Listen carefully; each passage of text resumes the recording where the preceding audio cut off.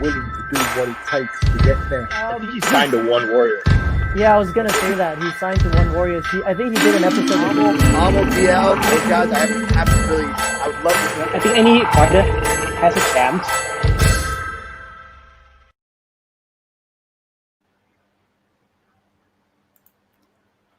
Very good evening and welcome to the MASMMAA live talk show right here on our MASMMAA Facebook and YouTube page. Welcome, my name is Rashid Saleh. I'm the president of the Malaysia MMA Association, and right next to me is my usual co-host, Dan Chi from Sapporo, Malaysia, as well as MASMMAA as well. Now, as we mentioned, we've got a really good topic that I think a lot of people have always wanted to know how and what and why. We've got three lovely guests that we've got on the show for tonight. Two of them are already or have been pros, and one female, and she is also the vice president of MASMMAA. I'm going to introduce her first. It's not her first time on the show, so let's welcome Ann Osman. Hi, Ann, all the way from. Hi. Thank you again for joining us. Thank you for having me. On board. Right. Next up, and he's just happy because he's got his green screen sorted out. So he is also has fought in one championship. He's a pro MMA and also a gamer. So he's happy with his brick wall background. I told you. Nick Harris, welcome to the show for the first time.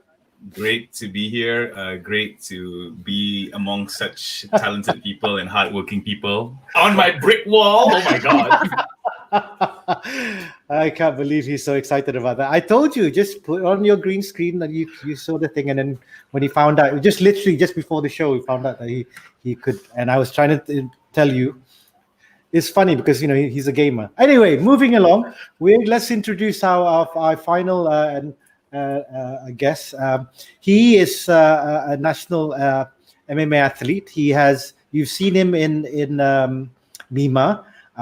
He's still thinking about whether he's going to go pro. He says age may not be on his side, but we'll find out. So let's welcome him to the show, Theebaan G. Also a movie star from Pascal. Oh, yeah. Thank you so much. That was an introduction. I forgot about the Pascal bit. Yeah. No worries, so thank you very much because it was almost the same time when Sanka. Oops, did I just say that? Okay. Yeah, the MMA movie of the year. But anyway, in Malaysia. Right. Let's start moving along. Let's move along. Dan, I'm going to let Dan take over for a while because all the other hard questions will come a bit later. So I'm going to see what you guys say, and then I'll get myself off, and I'll let Dan take the lead from now. All right, guys? All right. See you.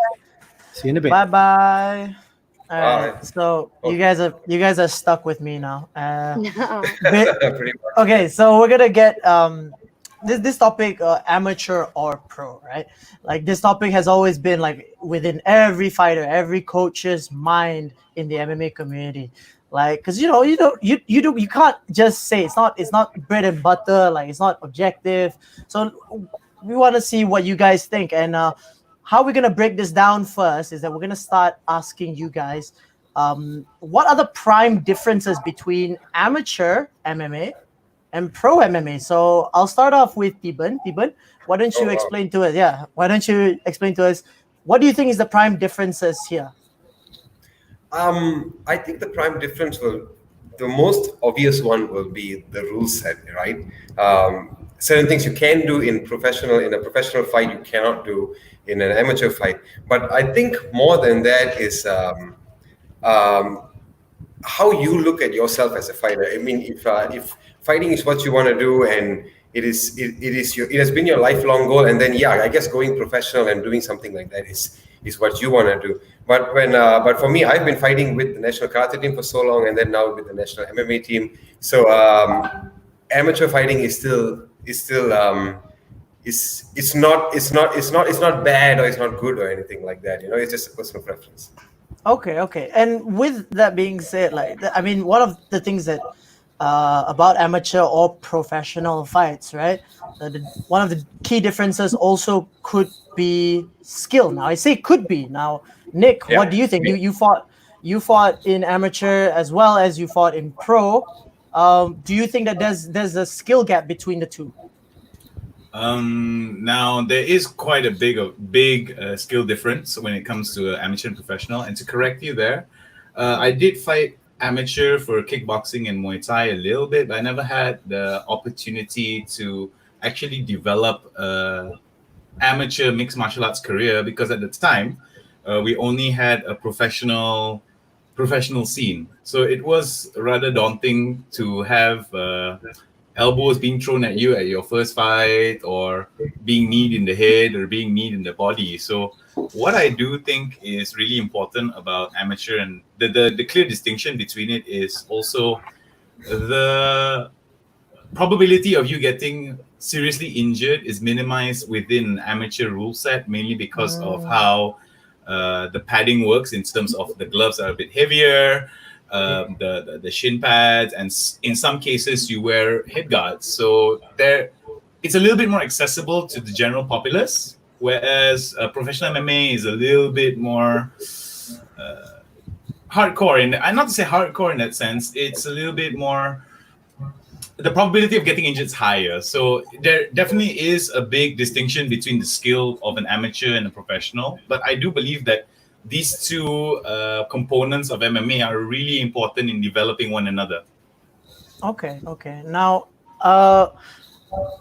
Anne, was this, when it comes to also another difference, do you think, what about the marketing?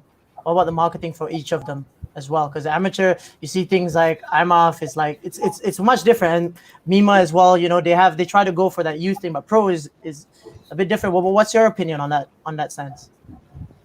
Well, there's definitely more opportunity in terms of exposure, but it really depends on which MMA promotion has, that you're eyeing on. I mean, for all we know, there's also local MMA promotions who do professional fights, professional competition.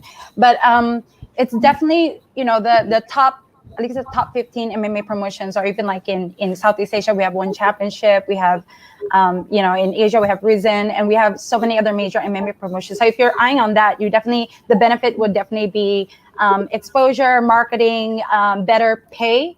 This better pay is one of the huge distinction between amateur and pro. When I fought amateur, we weren't being paid, so I'm not sure on what the salary scale is right now for amateur, but definitely fighter pay is one of the huge distinction.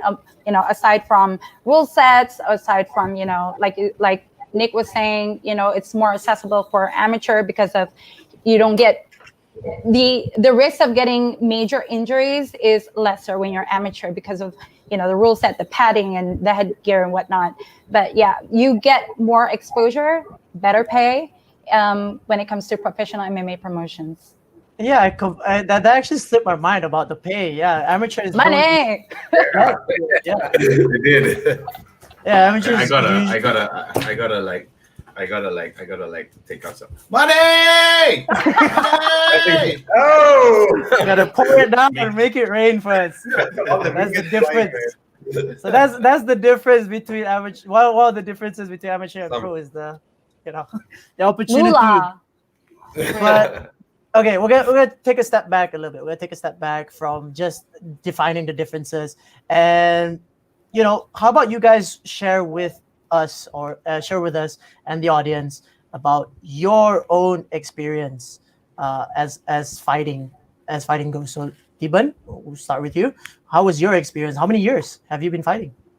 I have been I did karate alone for 20 something years. I started karate when I was 5 years old, and I have been competitively fighting ever since. I think I went for my first tournament when I was 8 or 9 years old, and 23 after SEA Games in Myanmar, I quit the national karate team and I wanted to make the jump to MMA. And 23, 24, I started doing MMA, and then until about a year ago is when I sort of started to slow down and all that. I started doing something else entirely. Started doing filming and all of that. But I think a safe number will be about 20 years of fighting. And when I made that switch from karate to MMA, right? In my mind at the time, it was like, I can do this. I had been national champion for 7-8 times, and when I was in karate, I said national champion 7-8 times. I'm going to fight the same guys that I most probably fight there. I'm going to fight them here. But when I tried it out, it was completely something else, right? And you really start to expand. You really start to open your mind to different aspects of martial arts, especially when you start to do MMA, or even if you start to do multiple martial arts. So, yeah. Well, speaking about transitions now, with incorporation with asking about how was your experience in MMA, and what was it like for you? When you were personally experiencing between MMA for amateur and professional, where's the fine line of the two of your experience difference? Yeah, sorry, my mind. Don't worry. Well, mine was a really quick transition. You know, I started back in 2012 in amateur MMA comp. Nick knows this very well. He was the were you the ref, Nick? I forgot. Were you the MC or the ref? You were the host. So it was back in the days when, you know, it was really, really new in the region. So I started off in 2012 in amateur comp called Balls to Brawl in White Fit. And then quickly after that, you know, one championship was starting, and I immediately made the transition the following year into pro. So like what Nick said, back during those times, there weren't a lot of amateur competition platform or opportunities. You just got to grab whatever you got if you really want to be serious about it. And that's what I did. And that's what I decided. So I didn't have a long, decades, 10 years of martial art experience. I started off 2012 from the bat, amateur MMA comp. And then the following year I went in pro. And then I just kept doing that. I was signed with one, and it just kept fighting. And I retired in 2018. Okay. Finally, about your experience, Nick. Now, Nick, your experience, as you corrected me earlier, that it wasn't actually like amateur MMA, right, in the early days. So there must be some grimy history there. Yeah. So tell us. With regards to professional MMA back in the day, there wasn't much regulation. There wasn't even a proper weigh-ins. And one of the biggest things that I felt, it was in overtime. And I think it was for Malaysian Fighting Championship. That's where I made my debut. I was fighting someone that was a lot bigger. I think he had a few Muay Thai fights, right? And one of the biggest things I felt was really interesting was the fact that we were fighting in a club called Overtime. And it was in Monkiara.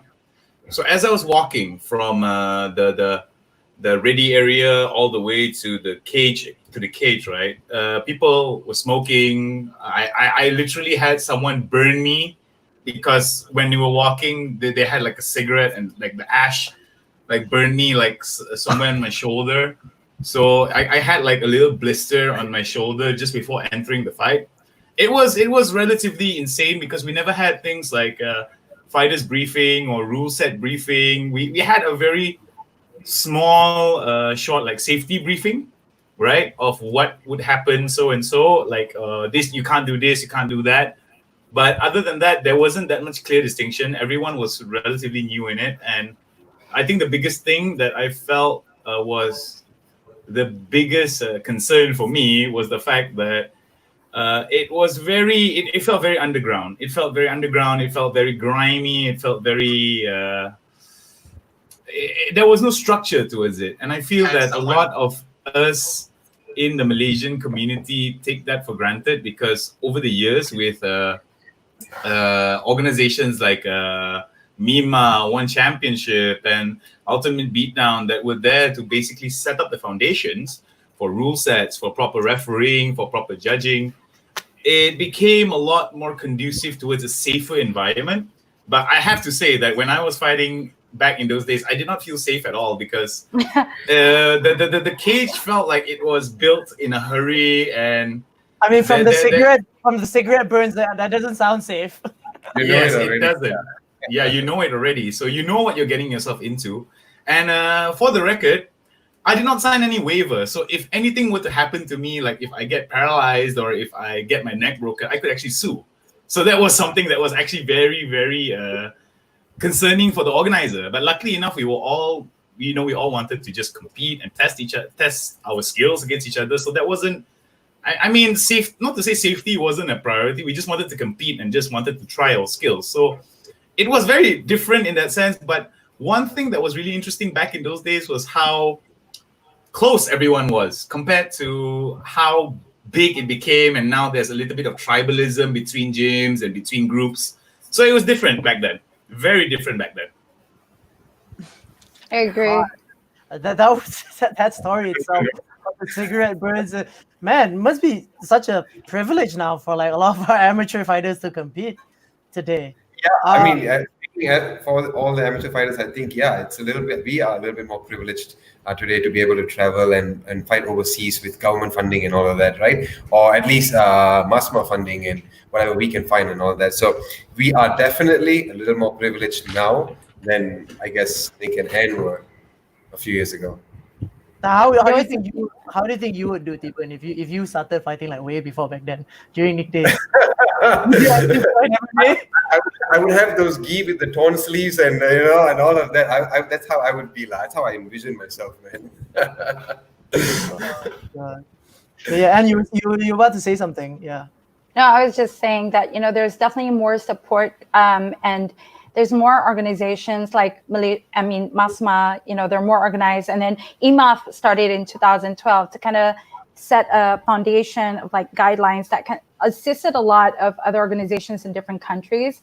Well, I wish we kind of had that back then when I started, or like when during the days and like Nick started. But yeah, it was definitely kind of it's a different vibe for sure. Like everyone, because it was such a really small community. Everyone knows everybody. I mean, till today, even if it's big, we kind of know everybody. But it was really close knit. It was a really small community.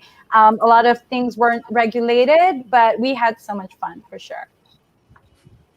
You mentioned just now about now that IMAF has come in and stuff like that, with the whole amateur scene booming up, right? Here's the question for you, Ann Osman and Nick Harris. Now, if what is happening today happened back then with the support of IMAF and stuff like that, do you think you guys would have actually stayed longer in amateur, Nick? Well, for me, because I did not have that opportunity, I think it would have benefited me quite a bit in terms of developing my skill set. And one thing I'm very grateful for was the amount of support that I got, not only from my team, but from other people within the community. It was a growing process, I believe, that a lot of us were growing together, understanding what we needed to do to make MMA in Malaysia a little bit better. With IMAF coming in, it does give connotations whereby it could actually be an Olympic sport in the future, because we have an organization that gives a semblance of structure, a semblance of consistency that could actually be pushed forward into an Olympic sport. If that were the case, because I've always had aspirations of being able to raise up the Jalur Gemilang at the world stage. That's one of the things that I've always wanted to do. I've had that opportunity to do it. And if it were at an Olympic level, I think that would just be the cream. That would just be the cream of the crop for me. Like, it would just be the greatest feeling ever. But the fact is that when I came at a very interesting time, because after about a year plus of competing, MASMMAA came in.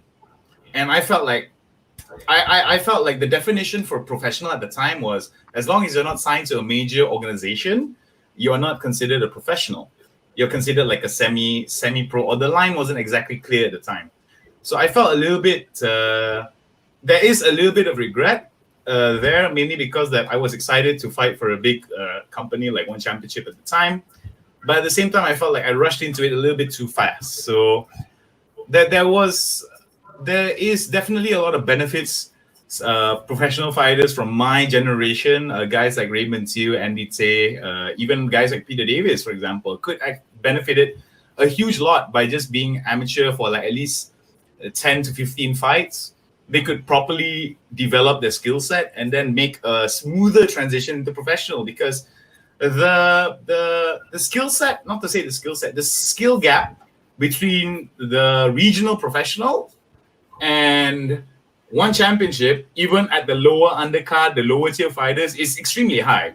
And when you have it at that level, there can be a bit of a, how to say, stagnation of skill development that is not very holistic in that sense. So I've always thought that IMAF is a godsend, to be honest. God, wow, okay. To hear that, if you're watching that, thank God for you guys. Really, big thank God to you guys. But taking from what Nick has just said, and also from my question about IMAF coming in, and what do you think about yourself? Would you have stayed for a longer period in amateur? Well, again, like echoing what kind of Nick was saying, the IMAF coming in, they definitely provided resemble some kind of structure that could really help. And it's no argument to say that the amateur platform actually kind of like sets a foundation for you to build your record, and it can help a fighter to actually mature in terms of their skill set, develop their skill set even better.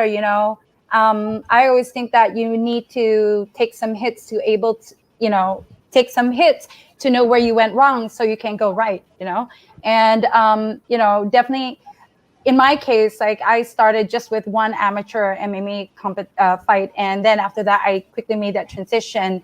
I think it was all about timing and opportunities at the time, that when that opportunity came, I didn't think too much, and I just grabbed that and I signed pro. Now thinking back, if I was given an opportunity to kind of like develop my skill set even more, and kind of build a better base for me, how I went into pro or during my whole professional career, it was always trial and error. I was a really green fighter, and even if one championship was new, the roster, they were also still developing the roster, but there were really there were a lot of talented athletes already in it. I went against Anna Osman, who is already like a world boxing champion, and although I did manage to win against Amin in that fight, but I felt like I was really new. So if I did have that opportunity to fight under like a tournament by IMAF, it would definitely benefit me. I wouldn't know. We never know what's going to happen in the future. I don't know whether it's going to be one of the deciding factor for me to stay longer in competition. But I think I would benefit from it greatly in terms of like maturing as a fighter for sure before getting into pro. Yeah, I hear what you say. Basically, you kind of felt like you had that trial and error period during. It was a whole trial and error process for me, but still, I wouldn't trade it for anything in the world. It was something, a great experience for me. And if I hadn't grabbed it, if I hadn't started, I would never know. I probably wouldn't even be a fighter. So that's one bright, one of the silver linings to it. Okay, now I understand that. Now, from this question, right now, I asked this now to Ann Osman and Nick Harris. What if IMAF was around back then? Now, I want to ask you, Theebaan, if there was no IMAF, since you already got IMAF, you already got your chance to fight there. If there was no IMAF, right, would it have like pushed you and encouraged you to enter pro fight, or would you actually not fight? Okay, I would definitely fight. Let's say that I will still continue fighting, but it happened a few years ago when I was at the crossroads. I wanted to do professional already, but then again, MASMMAA and MASMMAA and IMAF were sort of molding into this more matured structure that I kept going back and forth. If I go pro, I would get all of this, of course, including pay, right? Better pay. If I stayed in amateur, I would get all of this, and I would have a little more security, I guess, if I were to fight, say, the whole year, and I would have some sort of security if I were to go to pro immediately. Even my coach, Dave Hewler, he was telling me to stick around with amateur for a while, and then maybe about a year or 2 more years, and then switch to pro. Now, I understood everything and I stuck with pro, right? I understood what was going on. I saw the development of IMAF and MASMMAA and everything. But it still bugs me that I'm turning 30 in 1 month. I'm turning 30 next month, right? At 30 years old, I haven't turned pro. I'm still an amateur fighter. I would love to have done it at 25 or at 26, somewhere there when I am most probably still at my prime. I still feel like I'm at my prime. And I guess a lot of professional MMA fighters also only start at about 30, 29, 28. But nowadays, this was a few years ago. Nowadays, the professional fighters are a lot younger. And this prolongs their career for a lot more years. And I guess that is super, super, super important. So if I'm still thinking about if IMAF wasn't around, what would I have done and all of that. But it's only because of IMAF that I got to go to a much bigger tournament and the IMAF World Championships in Bahrain 2 years ago, I think 2018, right? It was because of that tournament that I got to go there and fight on an international level for MMA. I've been doing it in karate for a very, very long time, but I've never done it here. And I would love to do it again, but life sort of caught up. Life's catching up with you in 1 month, brother. Yeah. You're still so young. Yeah, I Nick, do want you- to add on something about basically amateur and professional. Most of the times, right, when we look at professional fighters, they are more on privatized. They are basically mercenaries based on contracts. Whereas amateur fighters, you tend to understand that they are able to represent a country, right? That's the thing that I feel that is really, really interesting about IMAF. They are trying to get people, regardless of whether you're signed to organization X, for example, right? You're able to represent your country. It's kind of like the World Cup in that sense. So when you turn professional, it's like how you become a football player for the EPL, for example. You got your Manchester Uniteds, you got your Liverpools, you've got your Arsenals, right? And so definitely it does allow a little bit of financial leeway in terms of you growing your wealth in the overall scene, being able to get paid. Like I think I got paid for one championship was 2,000 USD to show, and I think 1,000 USD to win. So that's a total of 3,000 USD, which is pretty great for a up and coming professional fighter. But if you were to tell me that I was able to represent Malaysia on international level, to show that I can carry the Jalur Gemilang in an international stage, is definitely something else. Whereas in one championship on a professional level, right, it's definitely different. The stakes are a little bit more different. And the most important thing that I feel that IMAF has done is education. Because when you educate the grassroots in terms of how people participate in MMA, participate in MMA tournaments, how they are able to like the understanding of how to weight cut, understanding of how to train, it actually lowers the bar in terms of the entry, the age of entry, right? So like I'm going to echo what Theebaan said. Back in a few years ago, you would think that most professional MMA fighters would be around like their late 20s to their early 30s.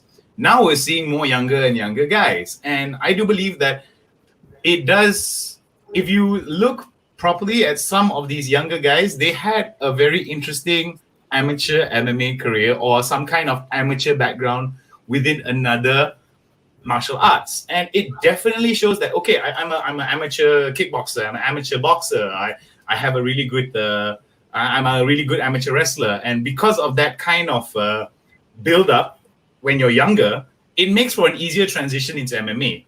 But because you are so stuck in building up your amateur Muay Thai, your amateur wrestling, when you make that transition to professional MMA, you meet someone that is so well-rounded in all of these things, you end up getting hurt pretty hard because you're not able to mix and match everything accordingly. And I feel that amateur MMA is one of the places where you can make all of these mistakes, because when you're professional and let's say you have like a negative win-loss ratio, like let's say you got like 30 fights, and out of 30 fights, you have 10 wins and 20 losses.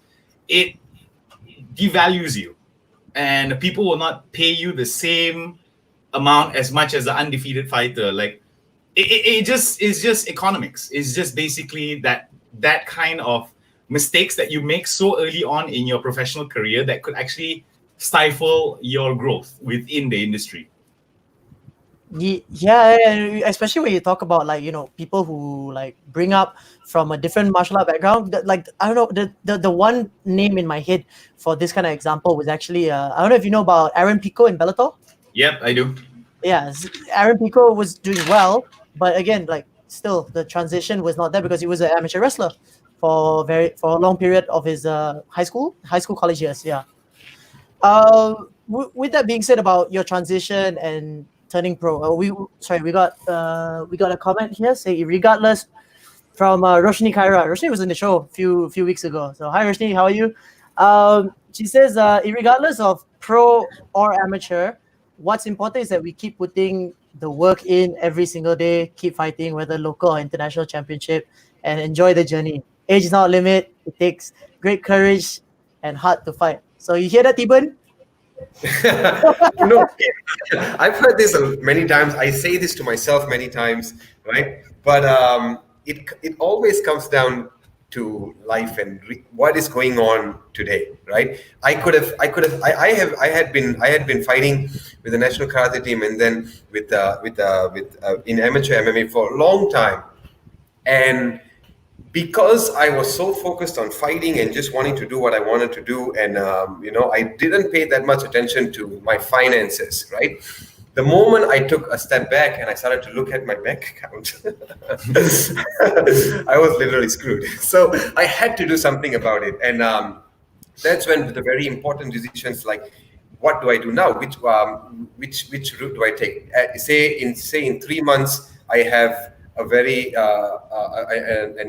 a fight, but I also have in 4 months I also have a shoot. I might focus on the shoot first, because at this point in life, this is what I'm doing, and this is what I have to focus on doing, because this is what allows me to. I mean, I get to eat, I get to sleep comfortably, do whatever I want because I'm doing this. So at a certain point, you can doing what you want to do at the end of the day is all that matters, right? So you want to work as hard as you can, and then at the end of the day, do exactly what you set out to do at the beginning, at the start itself. But in that short period of time in the middle, where I am right now, I feel is where you have to build and you have to do absolutely everything that you have to do. You can't say, no, that's not what I want to do.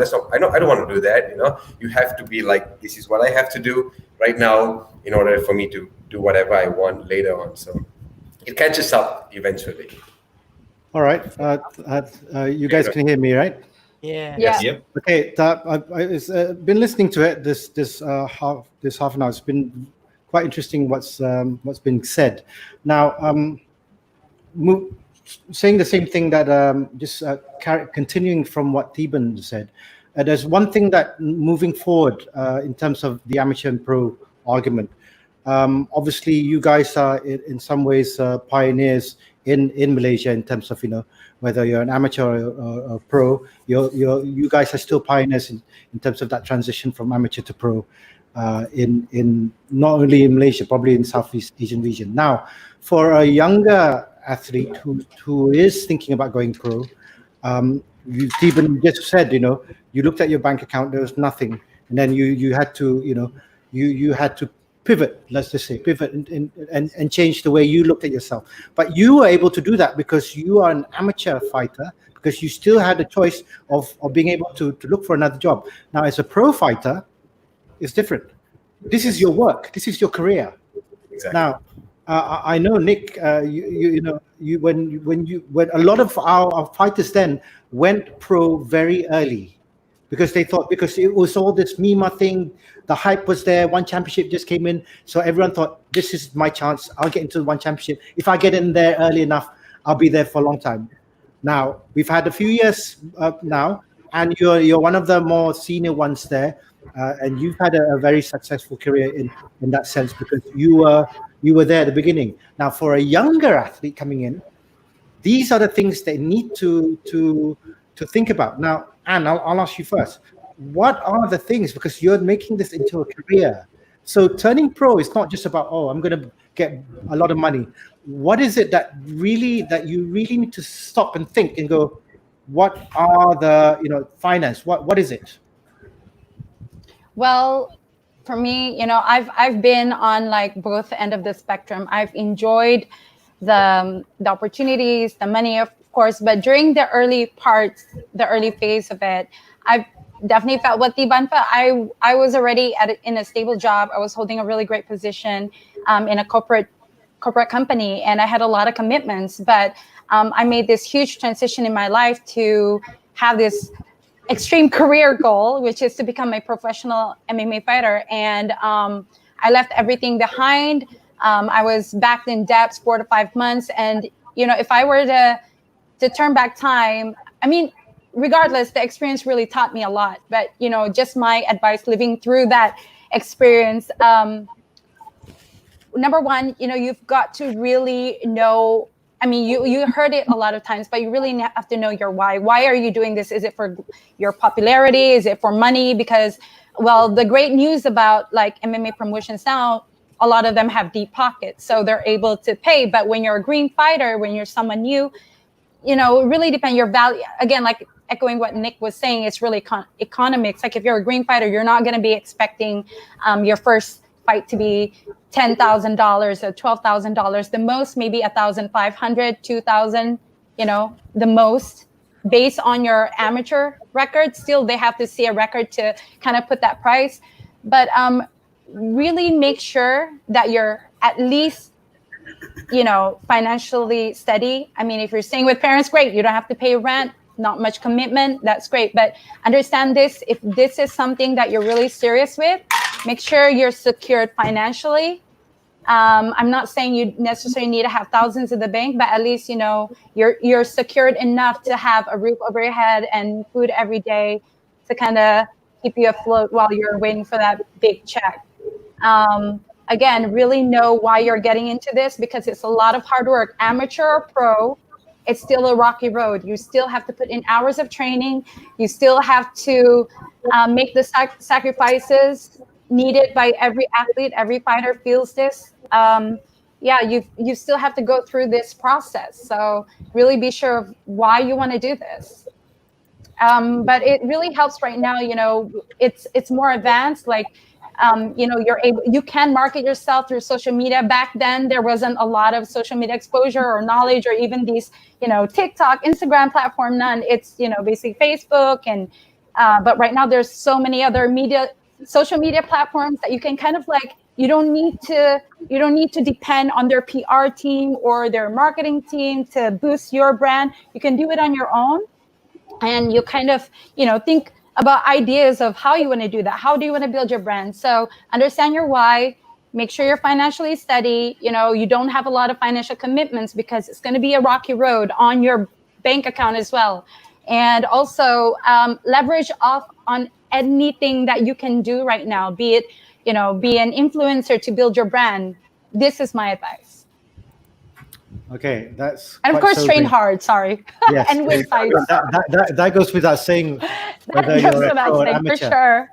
But Nick, continuing on what she says, like I said, you came in a very, of course, very exceptional situations that you guys went to, and you were able to go pro, and because it was something very different. You add in injuries. Yeah.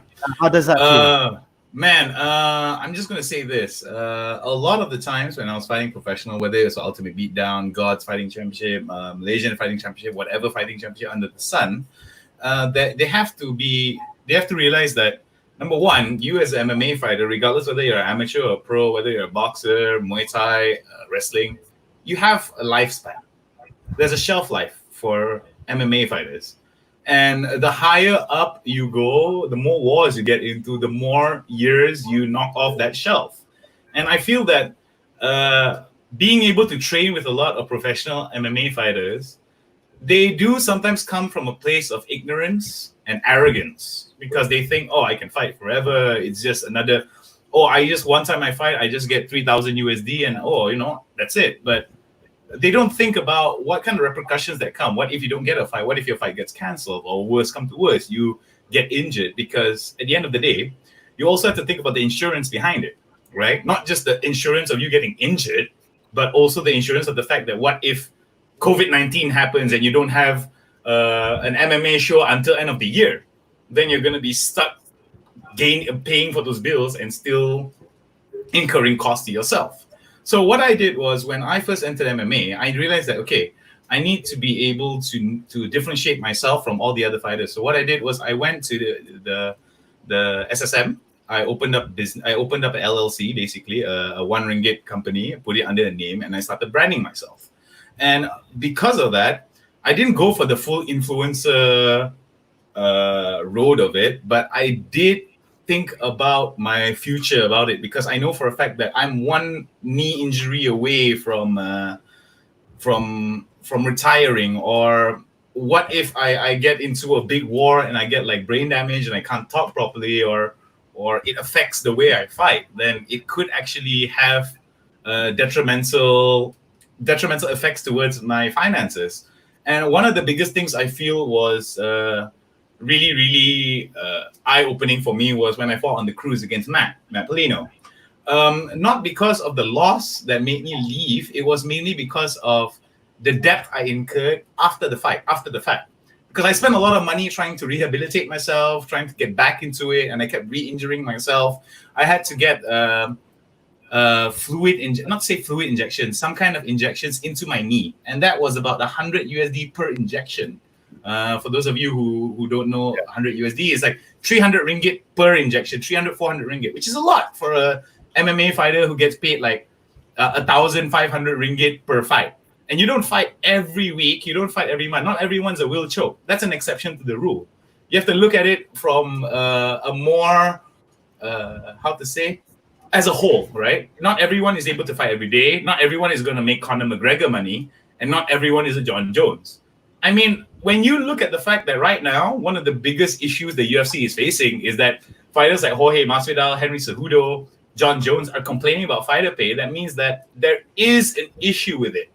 Because I think there was a post from Eddie Alvarez recently about how you are able to survive on it. Because you don't get your winnings and then you spend the cash immediately. You got to think about your future. You got to start thinking about investments, which was why I basically thought about myself like, look, okay, now I reached a point where I can't train for about a year, and it was an arduous journey. So what did I do? I began looking for alternatives. I started to build skills around the fact that I could develop and try to stay within the industry. And thankfully enough, I'm still able to train. I'm still able to do what I want. But because I did not have a strong amateur background or an amateur development, the sense to return back into professional is rather scary, mainly because of because it's a lot of commitment. You got to spend like at least 2 months, 2.5 months, 3 months for a training camp. You got to put out some money for that. And you got to think about also the supplementation behind it. There's a lot of hidden costs that a lot of MMA fighters don't think about. And it may be ignorance, it may be arrogance, it may be for the lack of a better word that they just don't know any better.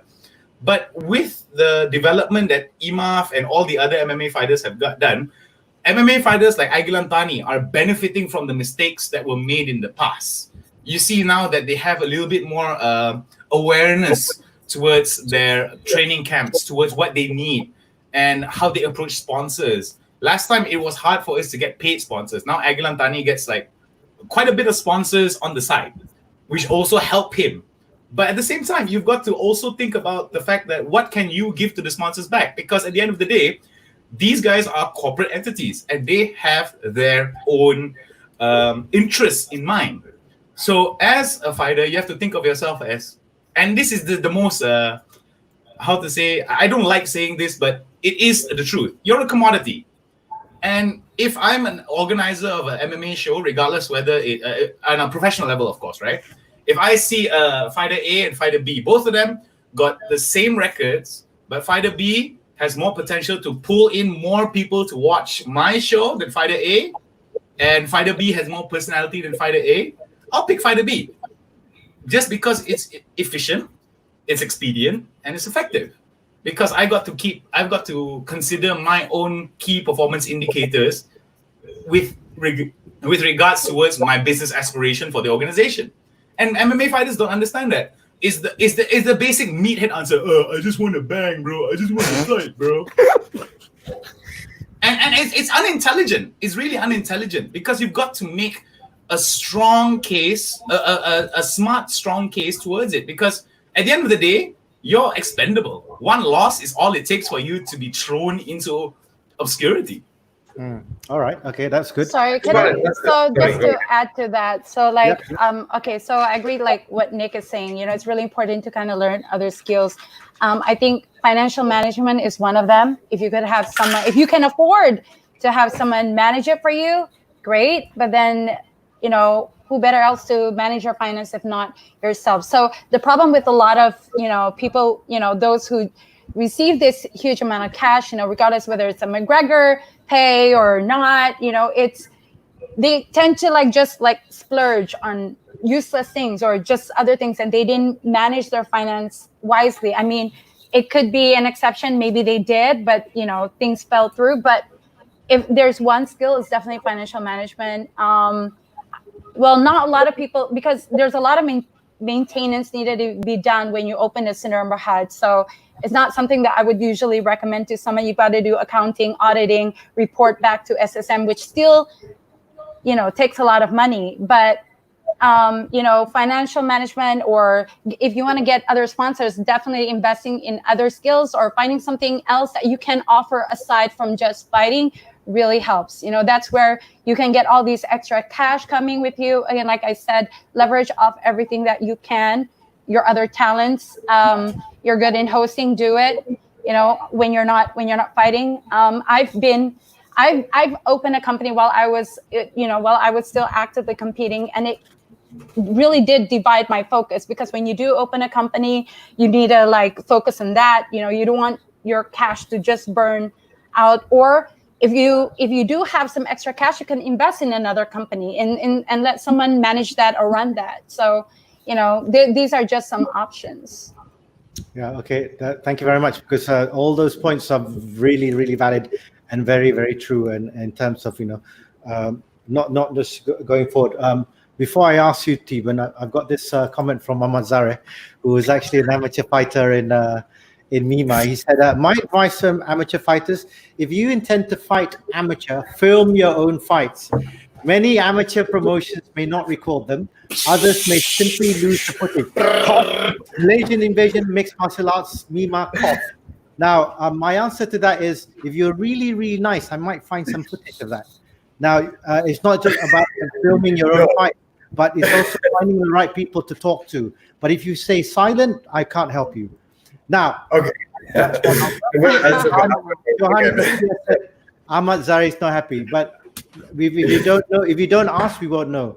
But thank you very much for now letting it all out. Maybe you might see on the MASMMAA page, but we don't know. Again, no, it's not. It's not. So Ahmed and I have been trying for a very long time to get the fight. We've asked a few people, and somehow we can't seem to get the fight. Yeah, that's why. I remember, Theebaan, that you got your footage of your introduction to MASMMAA in a WhatsApp group, and you laughed about it because I did. Yeah, correct. Oh yes. Oh yeah. Yes. Have you totally forgotten? Anyway, moving along. So, share that video. Shots being fired here. Holy yeah, think before we speak. Anyway, or just be a bit older. Right, Theebaan. Now you've heard this all from both Ann and Nick. And having that in mind, you're turning. You're going to be 30. Still a young age. So young. But so young. Yeah, I know. Tell me about it. So, and we have the same thing I mentioned this. We have the same thing in rugby. We do have a couple of professionals. It's a lot harder to be a pro in rugby, but we do have guys there, and they say the similar things. Now you have that explained to you. Are you still thinking about going into because you now have a fledgling career as an actor, and as I know, You know, Your face is your product. it is. Yeah. Before that, I would like to touch on something Nick was saying just before about injuries. So if there are young fighters here watching, and so what Nick said earlier was like something about a knee injury, and you would have to retire after that. Now that is true to a certain extent, I would say, but I have both my knees operated on, and then I have a couple of the operations as well. And I am still fighting, and I still am capable of fighting. So it comes down, it's a scary process. Okay. It takes about a whole year. It literally takes a whole year out of your life, out of your fighting career as well. Yeah. And it really takes focus, time, and commitment, discipline, everything to rehabilitate yourself, especially if you're talking about your knees, your shoulders, your back, things like that. The thing is, you can most likely come back from it. Okay. Will it incur a lot of expenses? Yes. Will it be super, super hard? Yes. But at the end of the day, if this is what you're thinking about and this is what you want to do, something like that shouldn't stop you. Okay, it should be at the back of your mind. You should constantly think about it, because there is a very real possibility that is something that can happen, right? A broken leg even, but those are things that will always just make, if you ever have the unfortunate sort of coming to that situation, it's only going to make you stronger if you push through it. Now, at 30 years old, if I'm still thinking about going to professional or not, definitely. I have to say I definitely am, because the points Nick and brought up earlier was now we're talking about representing the country. I have been representing the country since I was 17 years old, if I remember correctly. And yes, guys, if you have not felt it, and if you want to fight, and you want to feel being in a sport, being part of a team, I absolutely stand behind being an amateur, because when you're able to carry your country's flag, okay, when you fight, you have your flag right here. In karate, MMA is wherever, on your pants or wherever, but when you're able to carry your country on your shoulders like that, it is something else entirely. You don't have to be a nationalist, a very patriotic person to feel this. If you win and you stand on the podium on the first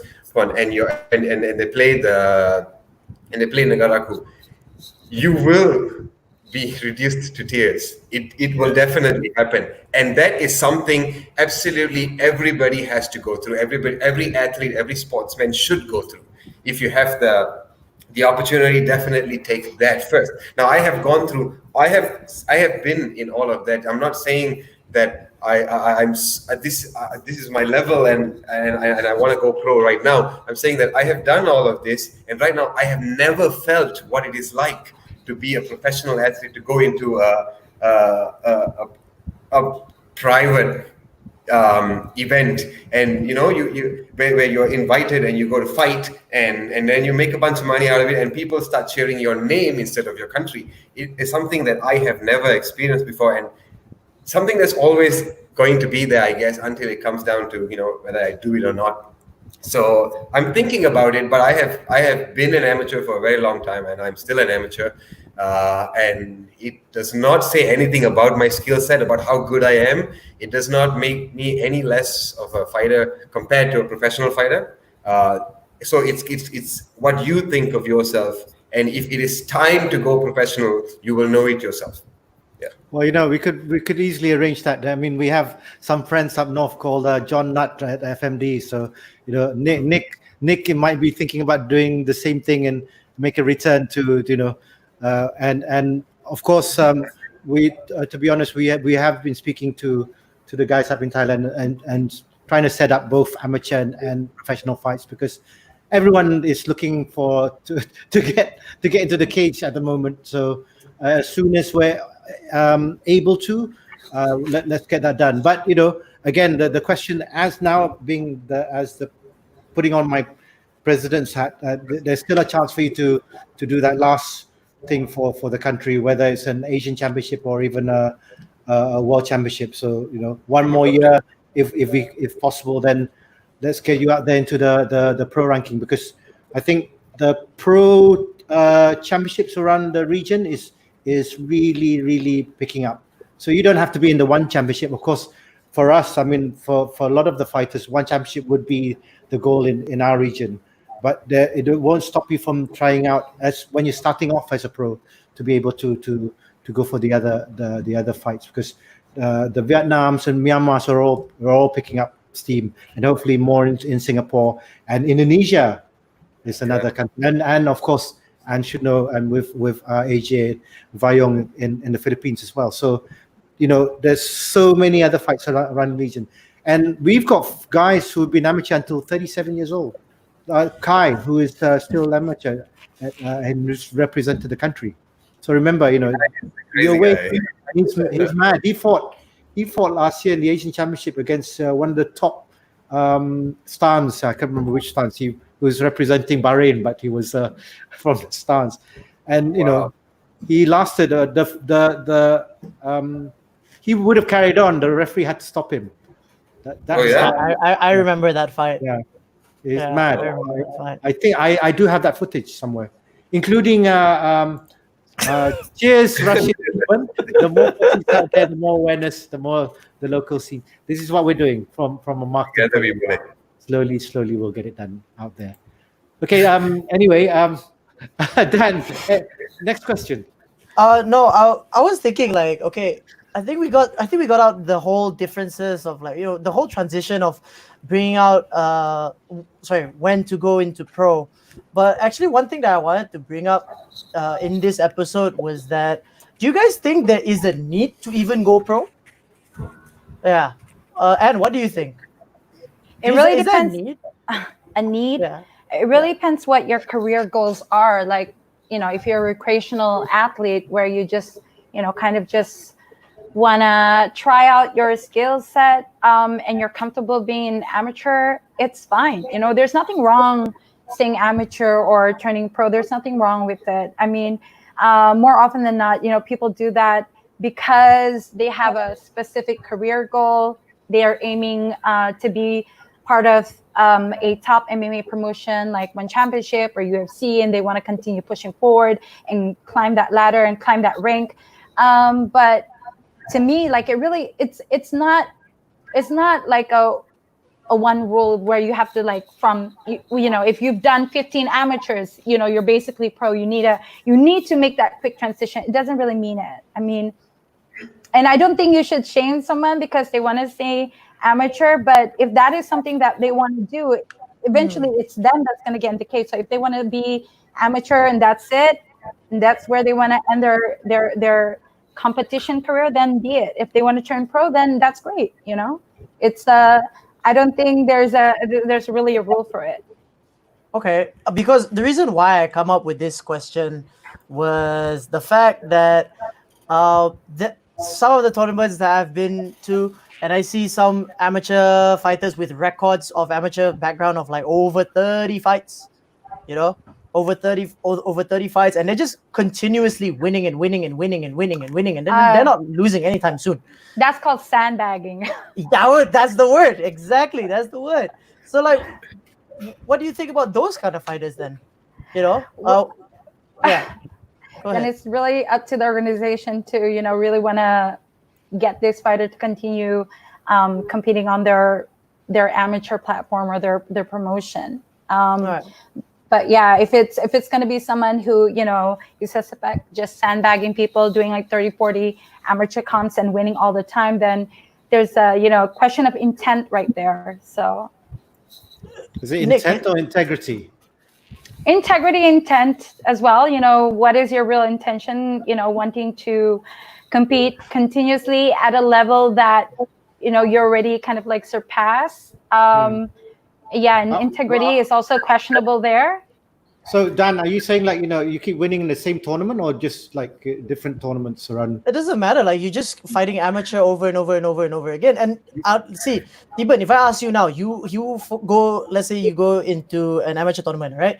You go into an amateur tournament, then you figure out that one of the fixtures is for you to fight against this guy, and this guy has like 40 fights above you.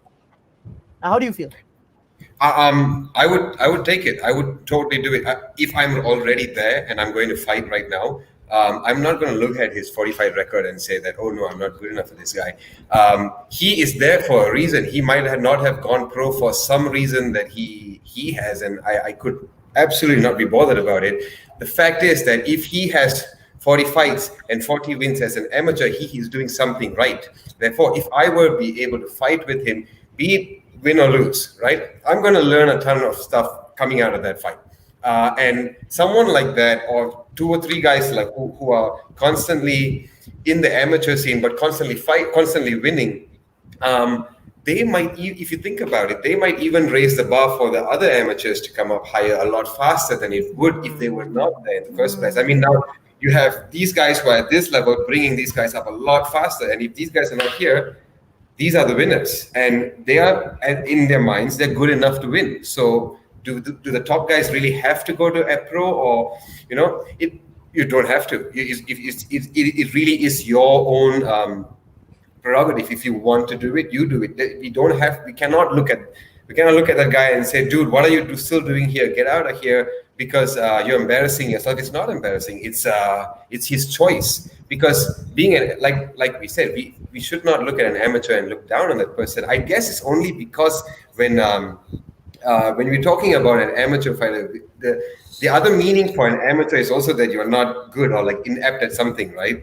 But here, in this sense, an amateur in this sense, in the sporting world, it's that you don't get paid, or you get paid a lot less for something a professional would otherwise, right?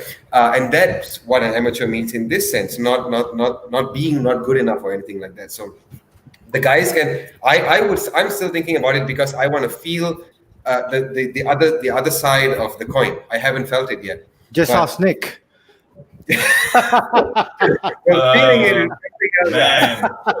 Man, I've always been in situations where I always got some tough fights back in the past. I fought like a national judo champion, and I fought some pretty badass guys. And I totally agree with Theebaan. Yeah, sandbagging is a problem. Intent and integrity, sure, but you can't gauge intent and integrity, because when you have a guy that is 50 fights in, amateur, professional, whatsoever, right? It's kind of like a separation between the chaff and the wheat, right? You have some guy at the top. Sooner or later, there's going to be somebody here that's just going to climb, and just put him down. In that sense, it does create an escalation of your skill. Not to say escalation of your skill, but overall, it benefits the community, mainly because of it forces people to get out of their comfort zone and try to adapt towards this particular dominant champion's ways. I mean, we've seen Anderson Silva hold on to the middleweight championship for so many years, and then Chris Weidman comes in and destroys him twice in a row. Now, Anderson Silva is not what he is, but that's a whole other story behind it. When we look at it from an amateur context, right? What is an amateur? An amateur compared to a professional does not. I'm not saying that the skill sets amateur is always a professional is always better than an amateur. I've seen some really good amateur fighters, and I've had my ass kicked by some really good amateur fighters as well in the past. I'm not going to say that an amateur fighter is worse off in terms of skill than a professional fighter.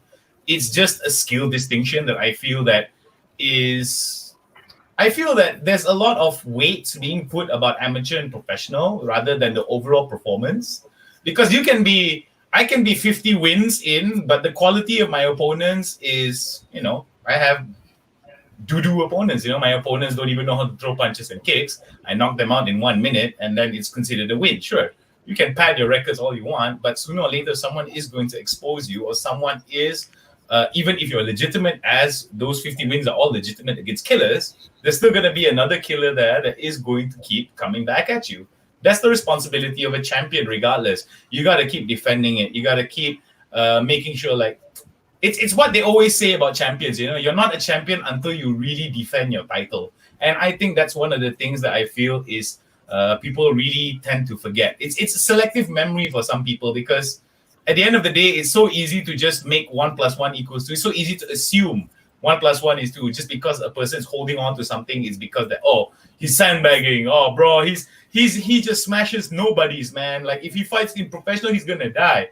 But if he transitions, like I mean, the biggest, easiest example is Agilantani. Agilantani is one of those guys that benefited from a storied amateur career, and look at him now. He fought guys like Yoshihiro Akiyama. He's fought guys like Ben Askren. Despite the fact that he did lose out against someone like Ben Askren, he did manage to get up there. And that's a big step for all of us. And I feel that that's only going to be a foreshadowing of the greatness that comes with Agilan. And who do we have to thank for? The amateur organizations, amateur communities that help build him up from the ground up. And that's the most important thing. For me, sorry, can I add? Sure. So understanding the amateur platform is built to kind of like a foundation platform, or to develop like more on the grassroots, right? So it's kind of extreme if someone has, I don't like when people stigmatize, oh, you're not going pro or you're not going pro, but I think it's a little bit too far-fetched or too extreme when you have 50 wins, after for so many time. I think it's really depending on the organization like IMAF to kind of, structure it there to better structure it, maybe like, really see whether, this person has way too many wins. It's great that, with this kind of caliber, other people will tend to catch up and improve their skill set to kind of match the skills in, say, the amateur platform, not just professional in the pro level. But again, like, since the whole amateur point, having an amateur tournament is basically to grow the grassroots level. And although, it's great to have like so many high level skill sets in there, but I think it's a bit too extreme if someone with like 50 wins are still competing on their platform. I'm not sure whether they do have like some other, aside from the World Championship, do they have something higher than that, or, but not to say that if someone has like five straight wins in an amateur fight, then they're sandbagging. But if it's going to be 40 or 50, I mean, will IMAF do some kind of structure where they say, okay, maximum 10 amateur fights, or if you've been like like a champion 2 times in a row, then we can't have you compete anymore. Is there such regulation, or do they have that kind of structure in place? Well, to allow other guys from the grassroots to kind of go up. Well, it's quite different because you have to look at it from a country to country and cultural. For example, I'll give you an example. Kazakhstan, the whole country fights. It's like they're combat fighters. So that's their bread and butter. The amateurs, some of them amateurs are much better than probably most of our pros here. But they're amateurs and they've had 40, 50 fights. But they fight, they're in terms of frequency, they fight probably once, twice a week. So we can't compare it. It's different region to region, for sure. Yeah, so for us to be able to say that it's sandbagging, but these guys over there, from young till they've had, it's like the Muay Thai. We only have to go up north. The Muay Thai kids, how many fights have they had before they even turned pro? Is it unfair for us to go, oh, he's had 40 fights, but he started at 3 years old, 4 years old. Yeah, so, yes, I understand where you're coming from, but we also have to look at from the other side, from another country where that is their national sport. So of course, the opportunities for them to be able to compete is a lot higher than us. We're still a minority sport. I mean, I remember rugby was minority sport 10 years ago. We're just starting off with MMA right now. It could be one of and we're already a medal winning sport with, But again, like in Thailand, in Muay Thai guys, kids who have been fighting 100 fights when they're a kid, they transition to pro. They fight against like some of the top notch in the pro level. So, they're tested in that way, as opposed to someone who has like 50 fights and still staying at amateur level, competing against guys who just kind of start out. That is the term where sandbagging comes from, That depends on the tournament organizer. I mean, Sorry. What I was about to say was that when it comes to Muay Thai, I think we shouldn't forget the fact that actually for the Muay Thai Association, I think the IFMA, that they allow professionals to fight in the amateur scene anyway. Yeah. So it's different from sport to sport. Yeah, that was different. But the thing is, the reason why I asked the question is because IMAF said if once you turn pro in any sport, in any combat sport, you cannot enter. Yeah. You cannot enter. So it's more of a safety reason rather than, because we've got, young, they're mature 18, 19-year-olds, and they're not mature 18, 19-year-olds. And they're different levels of people. So it's more again, there's a reason why they don't want someone who has turned pro to then compete in amateur. Yeah. Same goes when have someone have 50 wins on an amateur record, and then having to fight guys who are 19 years old and starting out. So it's pretty much the same. It's just that this guy with 50 wins just doesn't want to turn pro. So what really is the the distinction there? You have got this guy 50 wins or 30 wins, and then he's still fighting amateur level. And then a guy who just had 5 amateur fights and then turned pro once, and he can't even can't compete back in the amateur tournament. So what really is the distinction there aside from, the rule set? Again, it all depends on which championship or which, again, I don't want to get into the politics of things because there are also other amateur bodies that allow both, pros and amateurs. So again, it's one rule set for one and another rule set for another. Correct? I think as we get developed, as it matures, I think there'll probably be more structure in terms of. But definitely here in Malaysia, we definitely would like to look into that. Again. It needs, and this is the biggest thing. It needs everyone to come together, and yes, we agree to disagree, but it needs all the whether they're the godfathers or they're the people who started. We need to move forward as one and agree as one. There's some people still saying that we still don't agree on a lot of stuff, but I believe that the majority want to move forward. We want to develop the sport, MMA. I want to be able to speak to the other martial arts associations. What can we do to help grow each other? Because that's very important, because it's a combat sport. You need to be together. But again, there are many roads and many paths that we need to tread on. Because I gotta interject with that real quick. Mainly because I feel that that problem basically, and this affects both amateur and professional, right? I've been in enough gyms to see really positive outlooks and really toxic outlooks. The sense of tribalism here, regardless of wherever you're from, right? The sense that it's my team against your team, always. That is one of the reasons why there isn't a centralized kind of mindset, right? Because for me, I've always I'm part of. Like in esports, there is a little bit of unionization, right? But even then, so there's a little bit of clumps of people from different sides who want different things. So when you look at it from that perspective, right? One of the things that I feel that we need here is unionization, and the fact that we have to respect the fact that these fighters are individuals, but in order to actually promote change, everyone's got to come together. And I totally agree with that. But is the community ready to do that, though? Are they ready to put aside their differences in order for them to push forward? Because that's the thing that I feel, because gym politics is real, squad politics is politics between fighters are real. And because we're in such a violent and a confrontational sport, right, it does not allow for a conducive platform for discussion sometimes, because all they want to do is bang. All they want to do is compete and see who's the best. But overall, some of them just don't care much about the community. They just want to go in there and fight. So we got to look at all these community leaders, get them together and get them to change those mindsets, not from the top down, from the bottom up. Because I feel that the top side of everyone, the people and the organizing committees, the people who own organizations and all that, all they want to do is give platforms to people who fight. right? But the way they do it, they have their own standards, they have their own practices, they have their own rules. That's fine, sure. But they all have to adhere to a certain standard.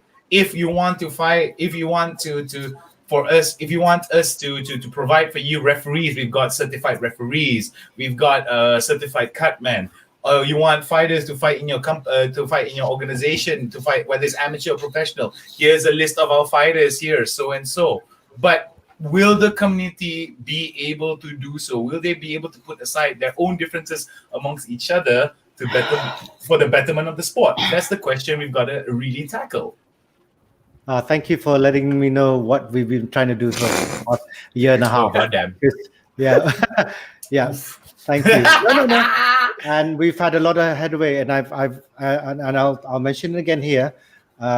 We are starting from bottom up. I've mentioned to people that's why we want to develop the sport from the youth level upwards. We don't have foundations because the sport is very unique that it came from a professional era, and now the pyramid is upside down. We're trying to turn the thing on its head right now and start from the bottom. I'm not saying we don't care about the pro fighters. We don't care about the older fighters. Your experiences are very important in teaching the younger ones to go up. So whatever fighters are, or athletes, we need to call them, from coming from the amateur, that's where we're starting. So, of course, the sport's been around for a long time, but now we are under a world body. We also have a national body, and when we're starting, like I said, I mentioned 20 minutes ago, we're a very young sport, and now we're coming up. And yes, you're right. These are all the things that we're doing right now, and people are not seeing it, but we will soon. It's all building up now. It's all building up from the bottom upwards. So whatever you mentioned just now, you're very correct. All these things are the very first thing that we're thinking about, and it's all happening.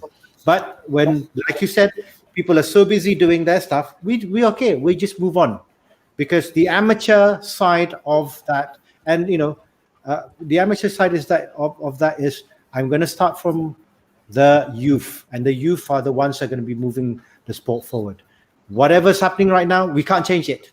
All the tribalism and all that, all we need to do is change the mindset of the younger generation now and move forward. So when they do decide to go pro, then they will have, they will have those elders like you guys who will tell them, don't go pro yet. Go pro here. These are because you guys were the trendsetters. You guys started it. Now, I know we've gone over time. I will tell you now, next week is going to be a very unique show because you guys have set the ball rolling right here between amateur and pro. We are inviting 3 IMAF international fighters on the show next week. Now, one's going to go to Bellator. One is going to go to Brave CF. And one has just turned pro. They're probably arguably the best fighters that's coming out of IMAF. I'm not going to tell you who they are. I will tease you. And one has been dubbed probably the next, I wouldn't say Khabib, but I will probably say, and he's coming on the show next week. So what you guys have done is said, I'm not going to say who it is, but they're coming on the show next week for next Monday's show. So, and they're watching this show right now because they want to know what it's like here, and then this is what we're going to be doing. But guys, thank you very much because what you guys have mentioned this past 1 hour plus has been very valuable for the younger people who are thinking about going into MMA, 2, into as a pro, because now they go stop to think because we've never had this conversation before. Yes, people have talked individually, but now this is the platform for you guys to be able to do. And Theebaan, please, and 1 more year for me. No pressure, bro. No pressure, Theebaan. No pressure. I'll say this publicly. You can still stay, stay as an actor. I mean, I'll probably find an acting job for Ann as well. And Nick can be a bad guy now. I have one already. There we go. In the work. So I didn't want to say, but there we go. Drop it in there so you can talk about it. Fine. Thank you, Rashid. Hey, Ann and I have worked together, on an ad. We have. Look, I'm just saying, people don't know. We just need to talk about it. So sometimes people forget that, that you do other stuff. This is very, very important. Hey, Nick. Now, there are a lot of people asking why you're leaving hosting as gaming. I mean, are you going back to fighting or what?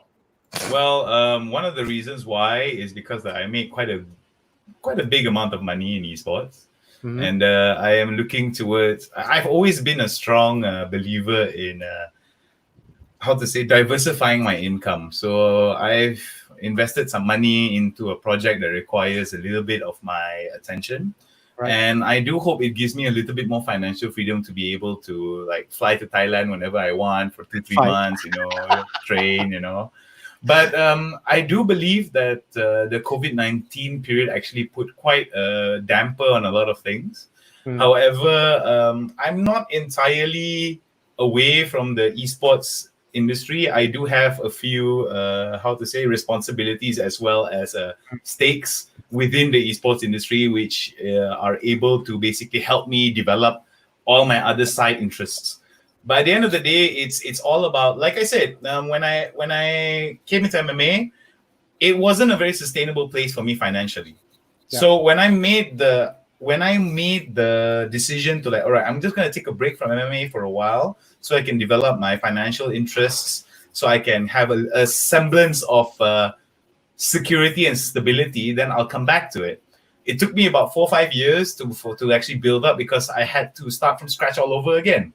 But thankfully, because of the lessons I learned in MMA, all about tenacity, all about integrity, all about just keep pushing forward, it was one of the reasons why I am able to still... I have a lot of love for martial arts.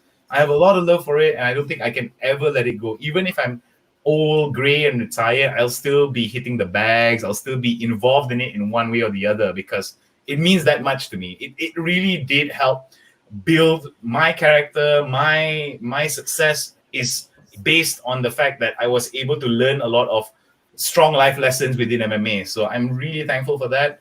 But I mean, I don't want to talk. Oh, God damn it. Yep. That was from my one championship fight. I knew that expose was coming. But at the end of the day, Theebaan's worried now. Theebaan's worried about what's going to be exposed. I mean, it's like Ann, Ann and Theebaan, right? They were able to diversify. And that's one thing that I took note. I was like, okay, if Ann is doing this, Peter Davis is like an actor as well as an MMA fighter.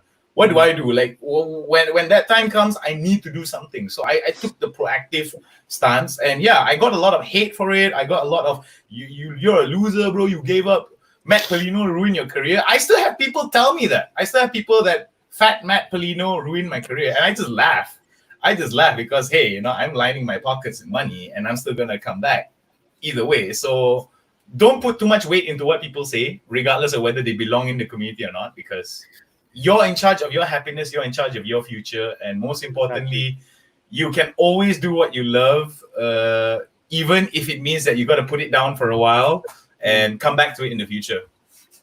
It's called being thick-skinned. Yes, definitely. It's quite helpful. So Theebaan, so you went from karate, then you went to here. That's the picture you guys chose, really. So what's next? What's the future plans? I mean, last words. What's your future plans? I have had this biggest dream of going back to karate, man. And when the Olympics, when karate got into the Olympics 2020, I was all set to get back to karate, but it didn't happen at the time because I really just couldn't get back to it. And now a few other opportunities have come up. I'm looking at karate combat as well, so that's professional karate. That is the goal at the end of the day. Of course, fighting MMA, and for me, fighting in general is what I want to do. And I just love striking. I love the striking aspect of fighting. So anywhere where I can just do a bunch of striking. And in the end of that's the end of the day. And maybe in another 2 years, 3 years, I have that goal for me, and I really want to do it. So, but for right now, my focus is purely on developing my skills, not as a fighter, but as an actor. I have put, since I am here and doing this right now, I really want to focus. I want to be able to not just act because I am in it right now, but because I'm actually good at it and because I want to be good at it. So right now, that's the goal. But eventually, I want to get back to fighting and karate. Well, you could you have I can tell you that you could follow the Michelle Yeoh path and become the next Malaysian action star, because there's even Nick. I mean, he doesn't realize it. You are a good-looking chap. I'm sure he knows that. Well, let me just say it. As a very, I've dressed up with women before. So it doesn't. Okay. Anyway, yeah, and I got nominated. Anyway, right. As a trans film. Okay, moving along. So Anne, one of the best moments here. Yes. That's not my best look, though. It doesn't matter. It was probably your best look from up above. I can tell you that. So moving forward, do you miss that? And then what's next for Mama Ann? Well, listening from what Nick has said, Theebaan has said, well, I went into this whole thing again. It's because of passion. I'm still training. Can you guys hear me? Yep. Yeah. Okay. Sorry. Anyways, I've kind of like look into diversification since the earlier on. I would say around 2014, early in my career, I realized this is not something that could really sustain. It's not that sustainable. I have to have something like my own thing. So I was thinking, business, and I've always wanted to have business. And then at the same time, I wanted to excel in my fight career. And, I ran both at the same time. And I can say it's tough because the thing about fighting is that, you need to be really focused. I always believe in the term, the phrase, where your focus goes, success grows. And I was always like divided focus into like business and then in fights. And I then took, after having thought about it for a couple of years, that's when I decided to just okay, maybe it's time for me to hang my gloves, maybe temporarily. Again, when you're financially ready, you're free, financially steady and financially free, you're able to do whatever you like. So, you never know what I'll be getting myself into next. There is a movie in the pipeline, an action gig.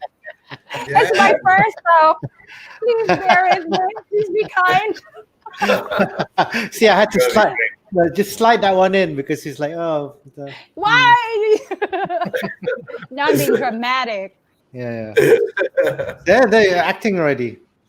Yeah, I was practicing. Yeah, I'm just waiting for Nick to become a bad guy in a short film or something like that. Well, technically, I was in the past for a few TV3 dramas. I don't like to talk much about it because, I don't have the, I don't. Not to say I don't have the footage. The footage is out there somewhere. It's just that I don't consider myself that kind of guy. I've always liked the idea of being involved in sports. I don't like to be pretending. Not to say pretending to be something I'm not. I mean, you're an actor. You're supposed to be playing a role, and I feel like I do not to say I don't have the talent for it. I don't have the desire for it, I suppose. I think that's the case.